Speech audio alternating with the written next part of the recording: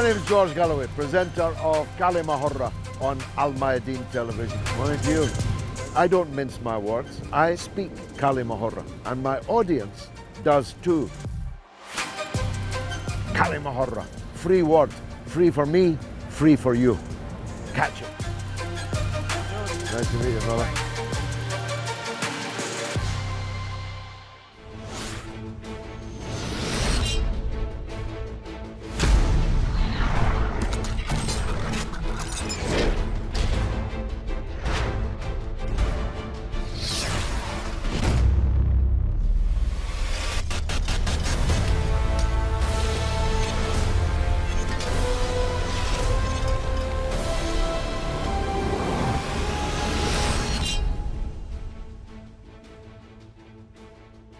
You're watching كلمة with me, George Galloway, coming to you from London, but talking about Ukraine.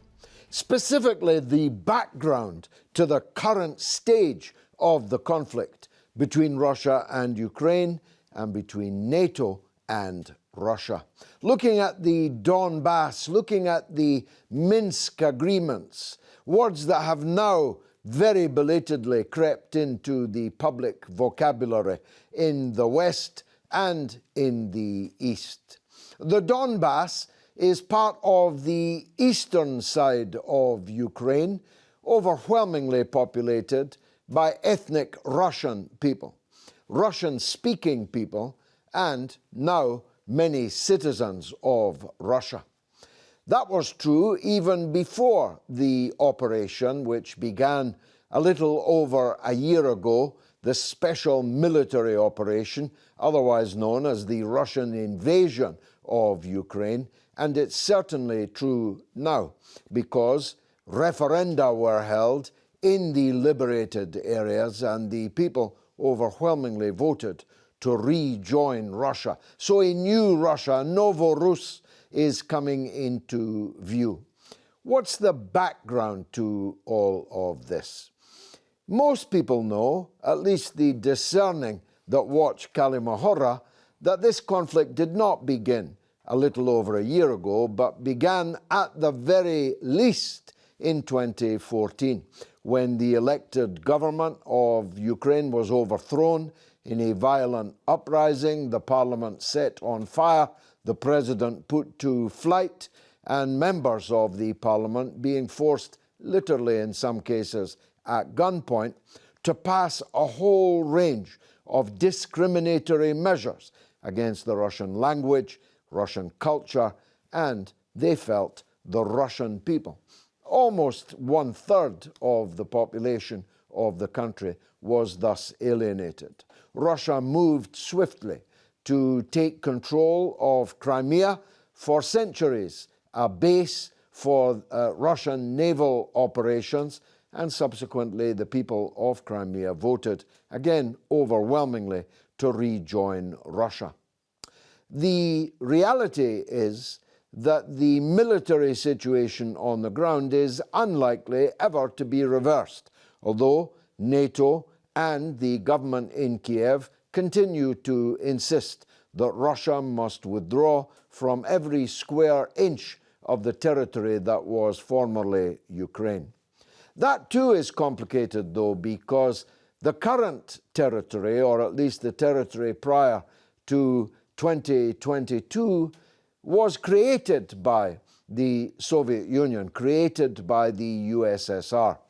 Prior to that, many parts of what were Ukraine were actually somewhere else, somewhere in Poland. Some belonged to Hungary, and so on. So it was very much a Russian idea to create Ukraine in the current parameters, or the parameters at least that obtained before the special military operation. The shelling of the people of what we can call the Donbass was attested to not by Putin or by the Russians, but by the OSCE, the Organization for Security Cooperation in Europe. That organization has literally thousands of pages of documents of every shell that was shot, every bullet that was fired, every rocket that hit the civilian population of the Donbass. And some 14,000 people were killed over the 8 years from 2014 to 2022. This is not me saying this. This is the European Union, United Nations, OSCE, that is saying that. Now, it is the contention of the Russians that the Kiev government were ready to move decisively to try and crush all resistance to them in eastern Ukraine, and that therefore they were acting, legally speaking, in self-defense, or at least in the defense of their compatriots, of their co-religionists, of their co-Russian people. Now, this is a legal right exercised, for example, by Vietnam in Cambodia, by Tanzania in Uganda. But it's a legal right that was elevated, you may say, by the so-called Chicago Doctrine of Bill Clinton and Tony Blair, who arrogated to themselves what they called the right to protect, RTP, which gave people thousands of miles away from a conflict the right to invade that region far distant from them and justify it by the use of the right to protect doctrine. Hence, for example, Serbia was dismembered by NATO and a new country was carved out of it called Kosovo, not recognized by most countries in the world, but recognized by all but 2 of the members of NATO. So the Russian argument is that they had to do this, not least because the 2 attempts to find a diplomatic solution called the Minsk Agreements 1 and 2 had been comprehensively ignored by the people who signed it. Russia is not a signatory to the Minsk Agreement, but the government in Kiev is, and the authorities in the Donbass are. But moreover, the Minsk II agreement, which would have given autonomy to the eastern part of Ukraine and would have had Ukraine as a neutral, non-NATO country in perpetuity, were never intended to be implemented. We know that because the people who guaranteed it, the government of Germany and France, have both told us that the intention to implement these agreements was never there. And Mrs. Merkel was particularly candid. She said it was to buy time for the authorities in Kiev to build up their armed forces with the assistance of NATO. And so Russia will never again, one presumes, agree to any such agreements with any Western partners, having been, as they see it, comprehensively betrayed. Now, none of what I've just told you is common parlance in the West. They talk of the conflict in Ukraine as if it began just last year, even though many of the Western media outlets reported quite extensively on the slaughter of the innocents, 14,000 of them, in eastern Ukraine. They did deep dive exposés of the Nazi character of many of the military units that were doing the killing in the Donbass. Now they've all been wiped off the slate. They've probably been erased from the hard drives of the computers in the news organization headquarters. But those who wish to properly understand the conflict in Ukraine need to know all of what I have just said. And in fact, if the show were 3 times longer, I could go back much further than 2014. Now here, as always, I'm just the enthusiastic amateur. I'm joined by a panel of distinguished experts, some of them with very recent and first-hand knowledge of the region, one of whom is Fra Hughes from Northern Ireland, a journalist and writer and analyst who has multiple times been in the Donbass, once as an election observer, other times as a man who was determined to get the truth out about what was happening in that now forgotten conflict. Fra Hughes, thanks for joining us, travelling from Ireland to be with us. Did I make any errors of fact there? If I did, correct them. If I didn't, please add your perspective on this. I was going to say everything you've said is exactly correct. And now, because I've been there on the ground, and I've met people, and I have personal friends now in the Donbass, I can explain that from their perspective, it is down to the Maidan coup in 2014. It's down to the fascist torchlight parades that went through Odessa and went through Kiev and went through many other cities. It's down to the fact that the people in the Donbass that I met, they don't feel they left Ukraine. They feel Ukraine left them. They had a democratically elected government. They had a government which seemed to be in perfect balance with both Russia and the West. It didn't want to side totally with Russia, and it didn't want to rush in to the EU and further kind of closeness with NATO. So after the coup, the people in the Donbass would claim that they were actually occupied by their own government. They sent in tanks, they sent in planes. I stood in Lugansk near the civic building where they'd fired a rocket down at a council meeting, and many people were killed in the public square in front of it, and now there's a memorial to the people. I think it was 9 people who died on that particular day. And I think one of the pivotal turning points for a lot of people there was actually Odessa. It was the burning down of the people in the trade union building. So you had this pro-Maidan, anti-Maidan group of people, some who wanted to join Europe. It was a civil war, essentially, yeah? Yes, which goes back to the whole... I mean, there's East and West, literally, in Ukraine, where the West is like Catholic and it's more European looking and it's closer to Poland in its ethnicity and its political orientation.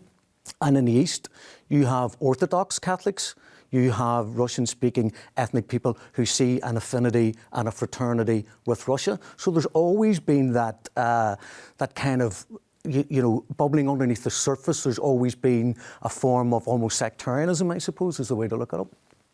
But with the fascists in Kiev taking over the government, with the president having to flee, and he had to be airlifted out by the Russians. They had to come in, find him in a field somewhere. I was speaking to people who said he had a torch, and they were like signalling up into the sky for the Russians to come and bring him back to Moscow. So the people in Donbass will say that they have suffered 8 years of the fascist coup. So it's an unelected coup. They didn't vote for that. They didn't agree with that. They wanted autonomy, which is what you explained about in the Minsk agreements. They didn't want to leave or break up Ukraine. They didn't necessarily want to join the Russian Federation. They wanted a federal state, an autonomous state that would still be Ukrainian in outlook, but have its own civil administration specifically to take care of the needs of the people in that area. So they'll say the coup, Kiev, the fascists, the attack for 8 years, the 14,000 people murdered, the gathering of hundreds of thousands of Azov battalion, right-wing fascists and the right sector and others as part of the Ukrainian military who were building up for an invasion or reinvasion or reoccupation of the Donbass. That's, to my mind, and a lot of people would agree, that's when Russia went in, because there's only 2 ways to look at this. It was either going to be a massacre once those men with that armaments crossed over that border into eastern Ukraine, or they baited the Russians to come in by building up this whole force. But the level of rockets... And this was, of course, the justification given by NATO for intervening in the Libyan civil conflict. It was the justification given by NATO for the intervention in Yugoslavia, former Yugoslavia, in Serbia. We'll come back, I've no doubt, to these matters. Galina Yemelyanova is from the School of Oriental and African Studies, Center of Contemporary Central Asia and the Caucasus, and she's a research associate. Incidentally, the author of a very good book, Russia and Islam, a historical survey, which I have read, and I'm very glad to see you again, Galina. Were you surprised? I confess I was, by the German and French statements that the Minsk II agreements, on which so many of us had hung so many hopes, had never actually been intended to be implemented. Were you surprised? To be honest, no, I wasn't. First, I want to say you made a very great summary of the facts and provided such a wonderful insight, deep insight, so which I completely kind of agree with. But regarding the admission by Merkel and Hollande and Poroshenko, I'm not surprised because this agreement was just, it's true, to save the time from the very beginning, because conflict in Ukraine has many layers, and what happened is just reflected one of the layers, which is Ukrainian nation building and state building through demonization of Russia. And the groundwork for this bigger picture is asymmetrical end of the Cold War, when the Eastern institution of Cold War were dismantled, was opaqued, and the Western institution of the Cold War were expanded.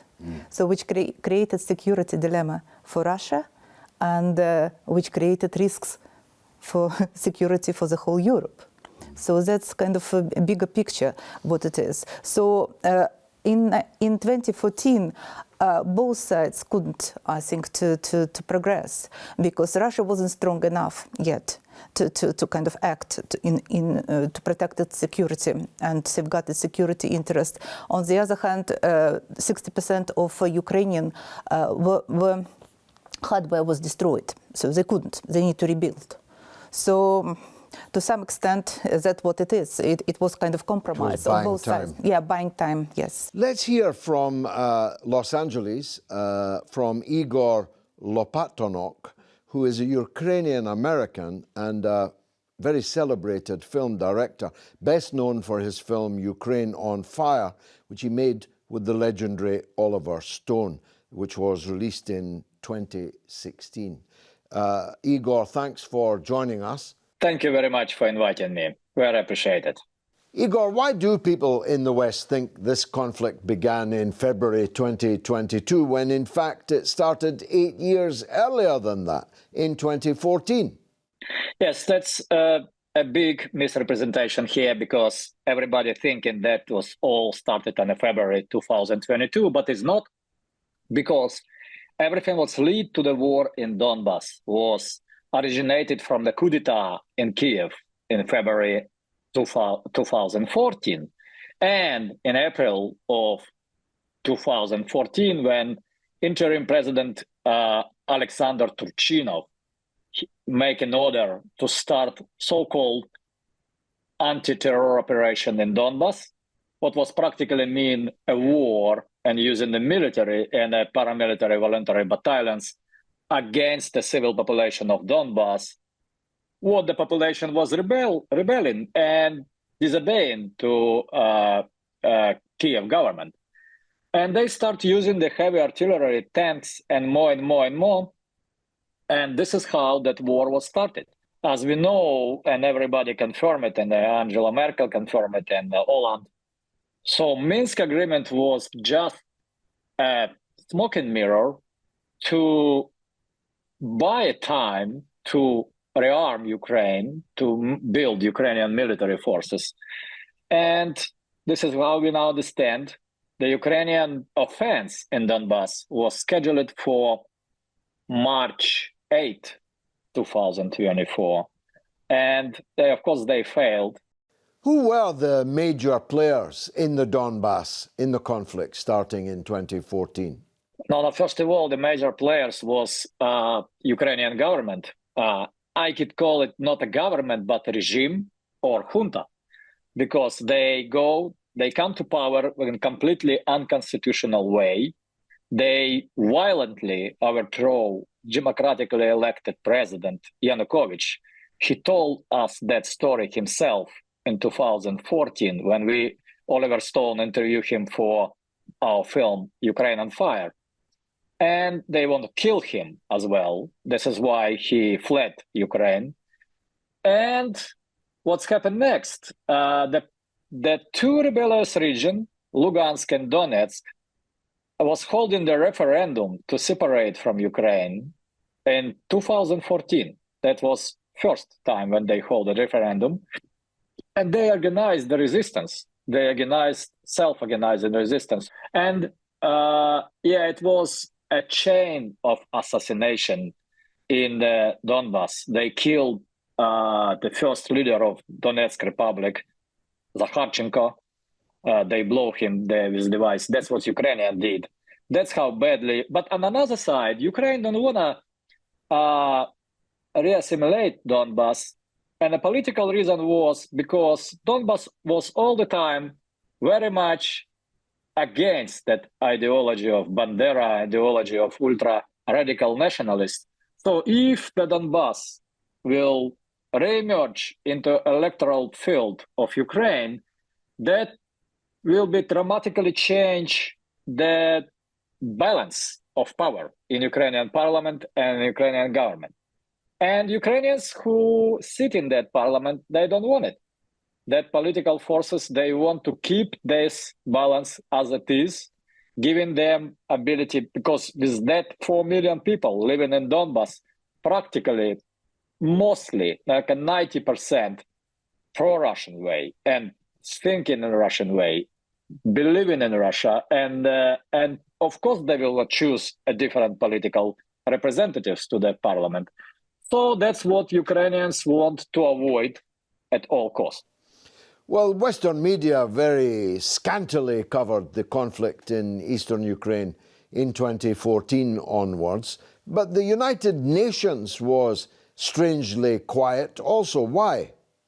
You know what's interesting? The entire United Nations position and the Organization of Security in Europe was very biased because they mostly look on the violation what rebellion forces did. They do not look so closely on Ukrainian violations. I want to point this fact, this very interesting fact, when we analyze in the last 2 weeks of report, because you know the common narrative in the West now it was unprovoked invasion of Russia, unprovoked. Provoking was so big. So let me give you the numbers. For example, on a January 3, 2022, that was around 50, 60 ceasefire violation a day. And during the latest day before Russians started that operation, that was more than 2,000 ceasefire violation, and 1,000 of them was an explosive blow or any kind of mines or shells or big explosive. So this is how bad it was. The last 2 weeks, Ukraine start warming up the troops, and even the Russians has an evidence. They seize the classified order from Ukrainian military, from National Guard of Ukraine, for preparing special combat battalions and warming them up to organize that offense on Donbass. And they also want to, in a parallel way, to start offense on Crimea. So of course, that cannot make Russian wait any longer. Which side of the conflict, in your opinion, is the more responsible for the failure to implement the agreement called Minsk II? Well, let's say that Russians take it very seriously because they was thinking that they on a way to peace, on a way to resolve that conflict. On another side, Ukraine, of course, Ukraine is a complete failure on the implementing of Minsk agreement, because Minsk agreement saying that supposed to be election, but after the Ukraine will grant the security and autonomy to Donbass region. They never implement it. They never go through parliament, and president never signed this law. So it was outlined in the Minsk agreement, and they never proceed to this. Much more after the break. Stay tuned.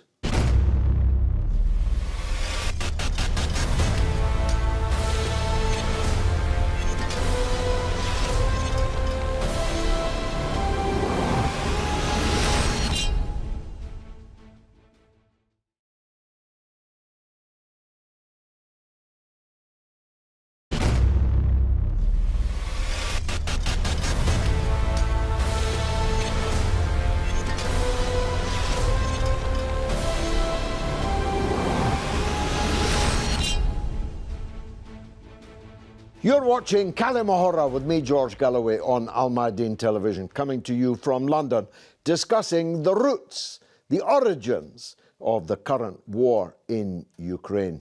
Robert Inlakesh is a journalist, writer, and investigative documentary maker.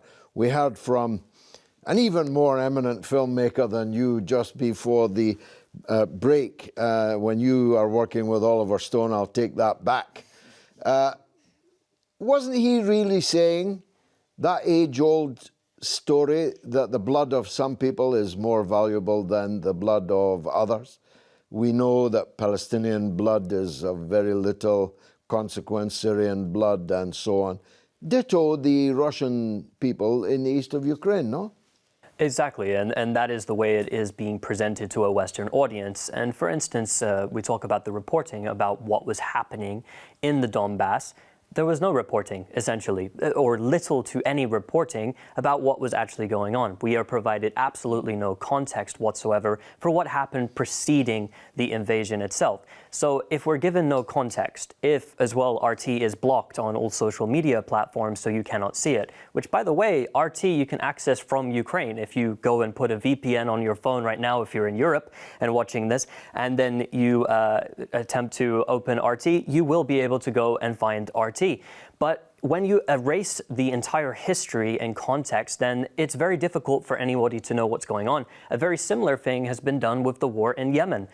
Because the war in Yemen, there's no relevance specifically to the people in the West. They just pretend like it wasn't happening for years and years, since 2015. There was little to no reports on it whatsoever, other than in the Trump administration when they could attempt to blame the war on Trump for political goals. That's in the American media, MSNBC, CNN were doing as such. But when you have such reporting, one-sided reporting at that, for instance, you just mentioned the plight of the Palestinians. When Palestinians throw Molotov cocktails or they throw stones at Israeli military vehicles, they're not presented as heroes. They're presented as terrorists and shot dead in the street because of it. This is something I've witnessed myself. So when you're talking about now, they're presenting Ukrainians as heroes for doing as such, and even giving them guides, as they did from day dot, to attack Russians. And as well, this blatant Russophobia that we see, where everything Russian needs to be banned, everything Russian is bad. It's very similar to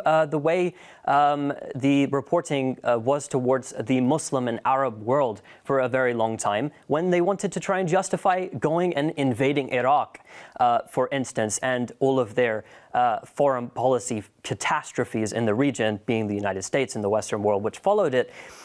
So when you're looking at this, they need to build a narrative of hate surrounding a people, and they need to rob you of all the context. And that is what they consistently do. And that is why over here, if you try and have a civil and normal discussion about this topic, which is not just black and white, you're going to get shouted down or, in some cases, put on kill lists. And the very least that can happen is you'll be taken off platforms or falsely labelled on platforms as a kind of health warning to people not to believe the truths that you are talking. Galina, the more we heard from both Igor and Fra, the more I wondered why Western Ukraine would want to continue to coexist with overwhelmingly Russian-oriented people in the east of their country. If ever a country was crying out for a partition, it was that one. Now it's being partitioned by force. Why did they want to hang on to it? Was it to do with the immense riches in the Donbass, mineral riches, coal and industrial development and so on? What was the reason? Yes, I suppose it's one of the reasons. But with Ukraine, Ukraine is just very complex ethnically and ideologically and culturally entity. And from 20th century, there were two projects. One was kind of monist project, one to make autochthonous, culturally Ukrainian, nationalistically Ukrainian entity as a state. And the other one pluralistic as Ukraine, because it's so multi-ethnic. It's not just ethnic ethnic Russians or Russian speakers. There are other people. There are Hungarians, Hungarian. That's right. There are Jews. Yes, it's very multi. Especially look at Odessa. It's such a multi-ethnic place. So these two projects always competed, and I suppose until 2014 there was a balance between these two projects. That's why Ukraine within these borders kind of existed, although there were permanent kind of political disturbances and change of regime, numerous kind of regrouping of political elites. But nevertheless, till 2014, there was a kind of party of regions, which is with Yanukovych and the rest, which balanced all of this.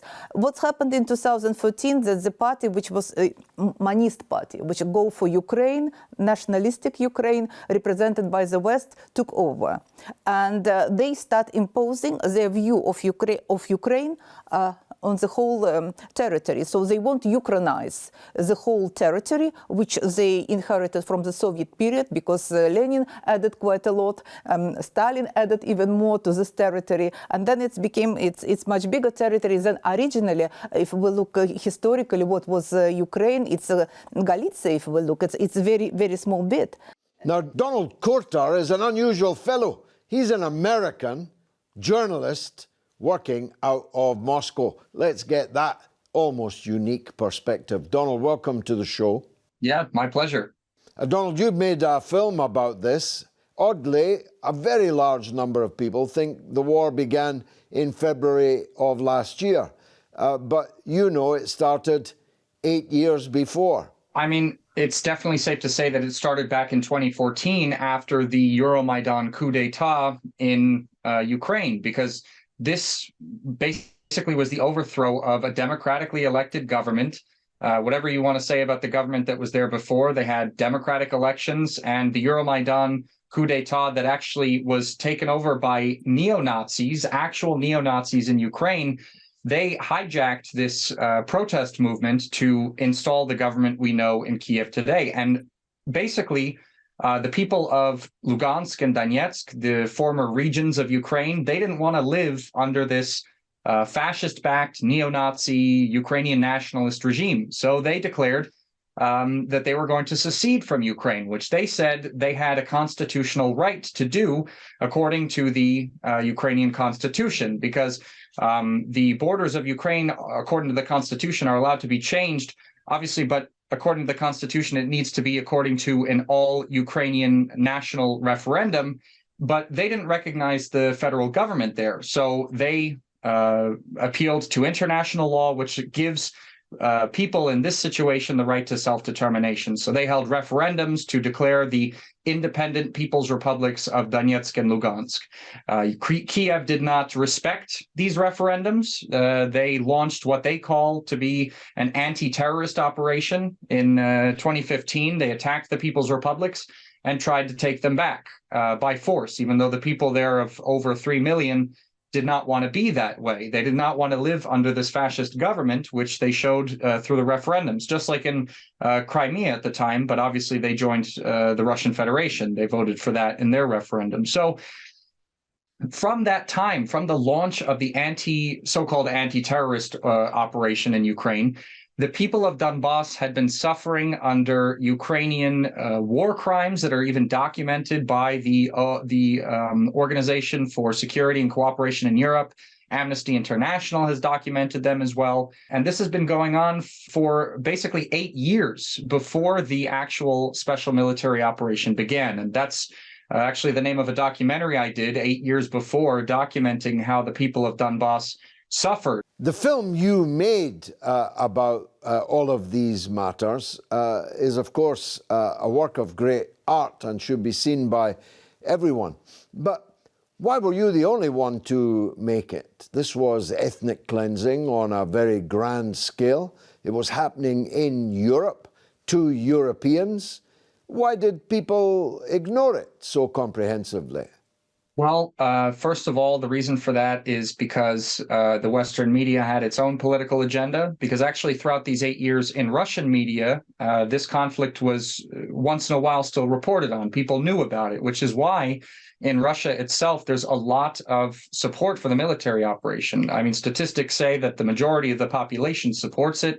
They support Putin's administration in launching it because they understand what was going on there. In terms of the Western media's attention to this, the reason there was such a lack of it, I think, was because if they gave the people of the West information about what was going on there, a lot of people would have come to the same conclusions that the Russian people came to, that Kiev is abusing these people. And there was definitely also an information blockade throughout those 8 years on information in English coming out of Donetsk and Lugansk as well. I'm well acquainted with the media outlets that existed there, the journalists there that did all they could to show the reality of what was going on there. And the Ukrainian government and the Western governments were trying everything they could to make sure information didn't come out of there. And I think they did a good job, unfortunately. So, I mean, much of what you've described constitute war crimes, crimes against humanity. Tell us some of the things that you witnessed and collected the observations for the film. Personally, what I saw when I was there, and to give you an idea, I spent most of my time on the border within the Lugansk People's Republic before Russia recognized them as independent. I spent most of my time on the Lugansk People's Republic side near the front line. What I saw personally, first of all, there were constantly artillery bombardments every day. And a mortar shell had fallen where I ended up wanting to do this interview with the residents of this community just about an hour before we got there. It was an hour earlier we could have been hit by that mortar shell. And this is a place where there are no military installations around. Another place that I went to was a border town or like a border residential area near what they used to call the confrontation line between the Donetsk People's Republic and the Ukrainian line. They were constantly shelling around places where people just lived, where there were no military in sight. There were no restrictions of where you could go because there was a military installation or anything. There was nothing like that. But I also heard, from people living in these border villages where I didn't see it with my own eyes, but I heard these stories that Ukrainian tanks would roll up to the line of confrontation and deliberately shoot at villages where there were no military present. The snipers, I heard that snipers on the Ukrainian side used to take pot shots at civilians because, they weren't civilians to the Ukrainian military at that time. They were considered separatists or Russian occupiers, even though the people who lived there had lived there their entire lives.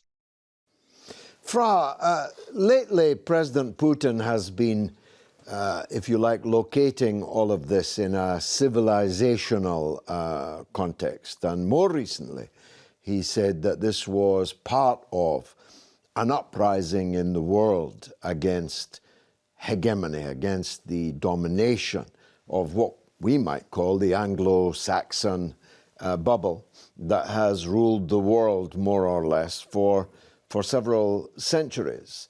I realize that's a long way from the grim streets of the Donbass that you witnessed and that Donald Courter was talking about there. But do you think it deserves that, as it were, more profound explanation? Absolutely, and I think you could look at it in two parts or two aspects. One would go back to the Second World War, 1950s, and the CIA using Bandera and people to continue the Cold War as such in Ukraine against the Russians and building up that nationalism, and the fact that there were fascist Ukrainians who joined Waffen-SS. They murdered Jewish people. They murdered Ukrainians by their tens of thousands. So there's a history of animosity between the right-wing elements in Ukraine, which are backed, financed and organised from the West, and with the people of Russia.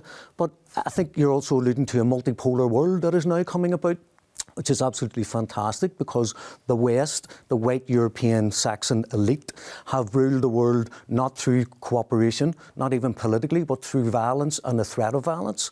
You heard Lavrov speak recently when he was in Africa, that when he spoke to the different foreign leaders of those particular governments, and he asked them, you know, who do you support in the war, or what's your take, or what's your foreign policy going to be? Lots of those foreign ministers told Lavrov that if they didn't side with the Americans would sanction them. The Americans would, you know, potentially form more colour revolutions that we're seeing in other parts of Europe. Destabilise the government, destabilise society, and potentially, I know we're talking about American hegemony, but if you look at the French, as we're talking about Africa, I mean, they're getting kicked out of Mali, they're getting kicked out of Burkina Faso. I mean, they have actually been accused of fomenting and encouraging ISIS and encouraging terrorism within those countries as a way of keeping the country divided so that their Western elite corporations can go in and resource theft in those regions. So with Iran, and with Russia, and with China, and now India, and they're talking about Venezuela, and you may be talking about Nicaragua, and you know many other of the Latin American, Caribbean countries. They're all starting to take a step back and say, perhaps we can stand up to the West, perhaps we can stand up to this so-called unipolar world order run by America, financed by America, and the benefits of American corporations. So. Galina, it is true, isn't it, that virtually all of Africa, in fact, actually all of Latin America, the great majority in Asia, have rejected the demands of the empire to demonize Russia, to stop trading with it, stop buying its oil and gas, and so on. And so is Putin right that this has triggered a shift in the tectonic plates in the world, and that something more profound than just a civil war, albeit a terrible one, in just a single Eastern European country? Yes, I think, yes, that's what we're witnessing now, because Russia doesn't have a colonial past like Britain or France. Okay, we could say Central Asia, but I think Central Asia, it's quite difficult. I wrote about it. It's a bit different relations because it was continental, and Central Asians were involved in policy making, like Caucasians. It's not exactly what British or French or Belgium empires were. So in this sense, and during Soviet period, when Russians support national liberation movements in Africa and the Middle East, there is still very warm feeling and feelings of gratitude to Russia as a kind of supporters against imperialism. So Russia has despite of absence for 20 years during Perestroika and Yeltsin period, it's the memory is still there. There are people speaking Russian, so and people welcome Russia because they could now kind of speak more freely, because before they just couldn't. Under globalization, which equal Americanization, people just were pushed into economic, political submission and have to play the liberal rules, the capitalist rules. And now there is another alternative. It's not communist alternative, but at least it is alternative to American way of life. Putin is carefully highlighting the extent to which certain cultural norms and practices that are now hegemonic in the West are not actually shared by people in the global South. They're not shared by the majority of Russian people. He highlights issues of transgenderism and so on.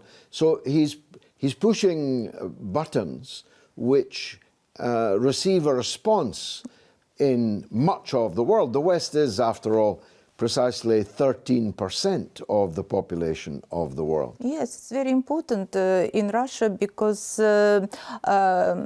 Putin and positioned Russia as a civilization, as an Orthodox civilization, which historically was in opposition to Latin civilization, which he embodied first in Europe, now in America. But what he is saying that now the West losing its kind of religious element of its civilization and filling it with its own notion what's right.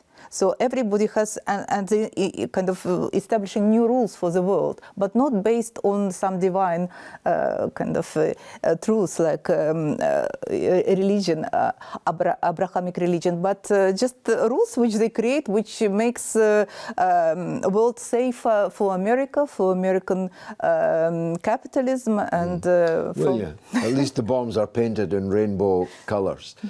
Robert, the Middle East, your area of specialism, is itself undergoing a tremendous shift in this regard.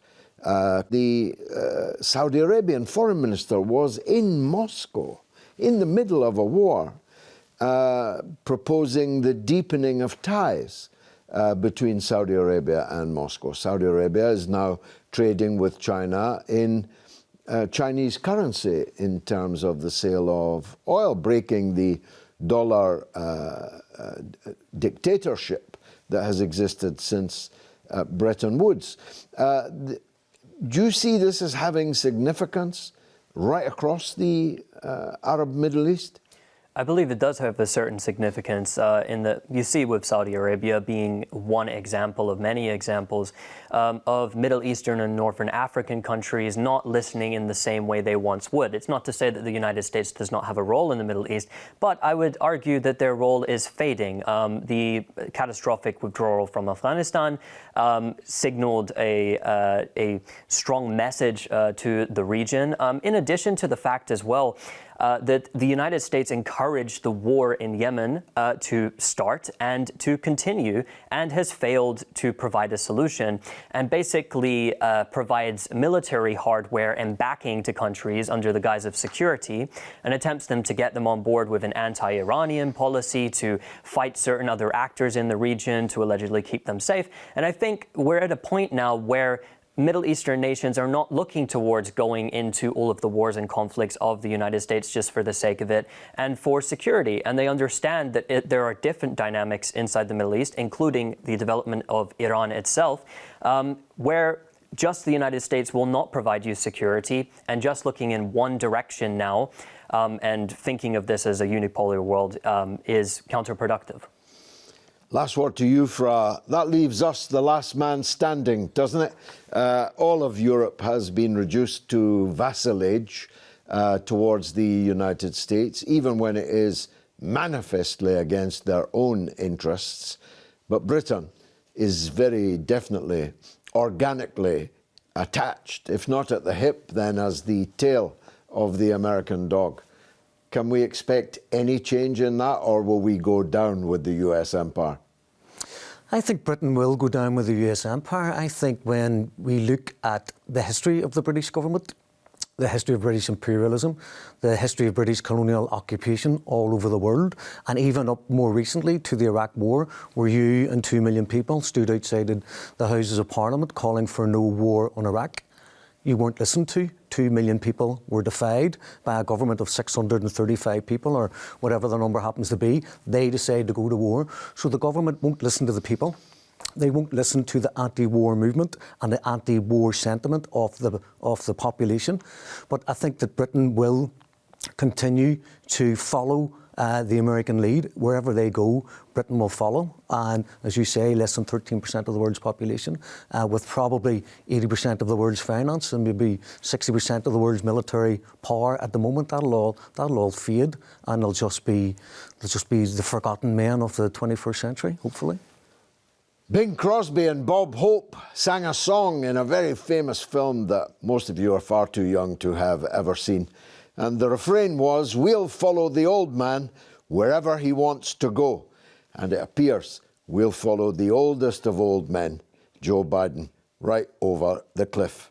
We hope that this has provided some kind of historical, political, strategic background to the conflict in Ukraine, and that you have found it valuable. I've been George Galloway. You have been a marvellous audience. Thanks for watching.